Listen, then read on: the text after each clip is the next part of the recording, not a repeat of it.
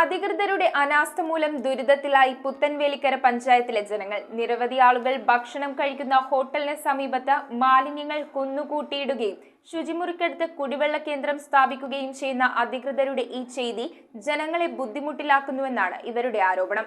ആർക്കും പ്രയോജനപ്പെടാതെ ഉപദ്രവകരമാകുന്ന ഇത്തരം പ്രവർത്തികൾ എന്തിനു വേണ്ടിയാണെന്നുള്ള ചോദ്യവും നാട്ടുകാർക്കിടയിൽ ഉയരുന്നു. പുത്തൻവേലിക്കര പഞ്ചായത്തിലെ ജനങ്ങളാണ് അധികൃതരുടെ അനാസ്ഥ മൂലം ദുരിതം അനുഭവിക്കുന്നത്. പഞ്ചായത്തിലെ ജനകീയ ഹോട്ടലിന് സമീപത്ത് മാലിന്യങ്ങൾ കുന്നുകൂട്ടിയിടുന്നതിനാൽ ആളുകൾ മൂക്കുപൊത്തിക്കൊണ്ടാണ് ഭക്ഷണം കഴിക്കാനായി ഹോട്ടലിലെത്തുന്നത്. ജനകീയ ഹോട്ടൽ ഇവിടെ നടക്കേണ്ട രാവിലെ ഒരു വന്ന് വർക്ക് ഓടി കഴിഞ്ഞാൽ ഒരു 12:30 മുതൽ 2:30, 3 മണി വരെയൊക്കെ ഭക്ഷണം കൊടുക്കുന്നുണ്ട്.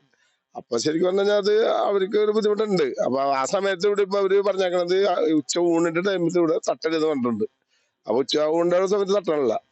അപ്പൊ അതിന് ഇപ്പൊ അവര് ഇവിടെ നിന്ന് വേണമെങ്കിൽ നമുക്ക് താങ്കളുടെ സ്പേസ് കിടപ്പുണ്ട്, പഞ്ചായത്തിന്റെ അപ്പുറത്തെ സ്ഥലമുണ്ട്, അവിടെ മാറ്റുകയാണെങ്കിൽ ഹോട്ടലുകാർക്ക് വിഷയം ഉണ്ടാവില്ല. പാറക്കടവ് ബ്ലോക്ക് പഞ്ചായത്തിന്റെ നേതൃത്വത്തിൽ സ്ഥാപിച്ചിരിക്കുന്ന വാട്ടർ ATM ഹോട്ടലിനോട് ചേർന്നാണ്. മാത്രമല്ല ശുചിമുറിക്ക് അടുത്തായിട്ടാണ് വാട്ടർ ATM സ്ഥാപിച്ചിട്ടുള്ളത്. ഇത്തരത്തിൽ ഉപദ്രവകരമായ അധികൃതരുടെ ഈ പ്രവർത്തികൾ എന്തിനു വേണ്ടിയെന്നാണ് നാട്ടുകാരുടെ ചോദ്യം. ഒരു കക്കൂസ അവിടെ അതിന്റെ ബാക്കിലുള്ളപ്പോ അവര് കുടിവെള്ളം എടുക്കാന്ന് പറഞ്ഞു കഴിഞ്ഞാൽ ഇത് മോശം കേട് തന്നെയാണ്.